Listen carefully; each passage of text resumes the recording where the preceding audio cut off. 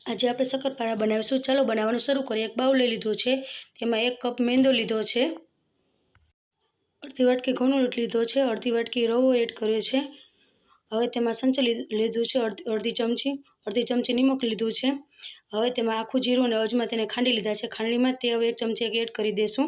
હવે તેમાં ગરમ તેલ લેવાનું છે, 3 ચમચી તેલ એડ કરીશું, હિંગ એડ કરીશું। હવે તેને સરસ રીતે આપણે મિક્સ કરી લઈશું। હાથની મદદથી મિક્સ કરવાનું છે, તેથી કણમાં આપણું મૂળ છે સરસ રીતે થઈ જાય। અને મૂળ આ રીતે બાંધવાનું છે, મુઠ્ઠી ભરાઈ જાય તેવું, પીંડિયા જેવું। મૂળ આપણું સરસ રીતે પરફેક્ટ થઈ ગયું છે। હવે તેને થોડું પાણી એડ કરતા જશું અને લોટ આપણે બાંધતા જશું। સરસ એવો લોટ બાંધવાનો છે, શક્કરપારાને ઢીલો નહીં કઠણ એવો સરસ રીતે લોટ બાંધવાનો છે। હવે આપણો લોટ છે એ સરસ રીતે બંધાઈ ગયો છે। હવે તેમાં 1 ચમચી જેટલું તેલ એડ કરીશું, તેને સરસ રીતે પાછો લોટને આપણે મસળી લેશું। લોટ સરસ રીતે થઈ ગયો છે। હવે તેને ઢાંકણથી ઢાંકી દઈશું 10 મિનિટ સુધી।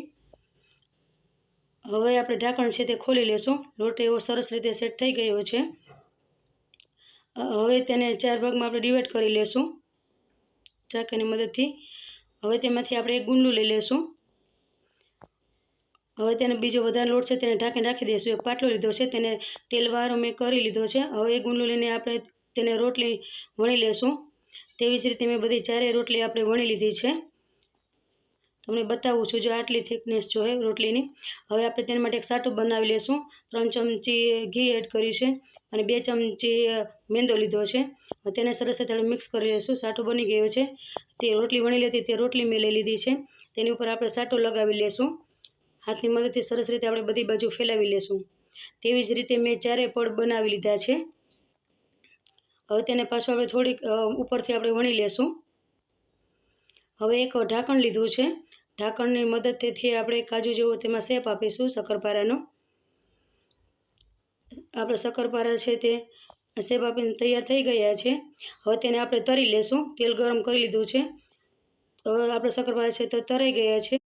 આજે આપણે શક્કરપારા બનાવીશું। ચાલો બનાવવાનું શરૂ કરીએ। એક બાઉલ લઈ લીધું છે, તેમાં 1 કપ મેંદો લીધો છે, અડધી વાટકી ઘઉંનો લોટ લીધો છે, અડધી વાટકી રવો એડ કર્યો છે। હવે તેમાં સંચળ લીધું છે અડધી ચમચી નિમક લીધું છે।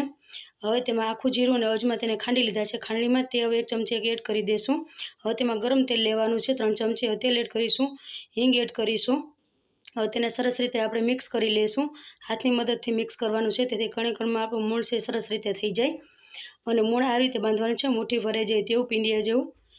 મૂળ આપણું સરસ રીતે પરફેક્ટ થઈ ગયું છે। હવે તેને થોડું પાણી એડ કરતા જશું અને લોટ આપણે બાંધતા જશું। સરસ એવો લોટ બાંધવાનો છે।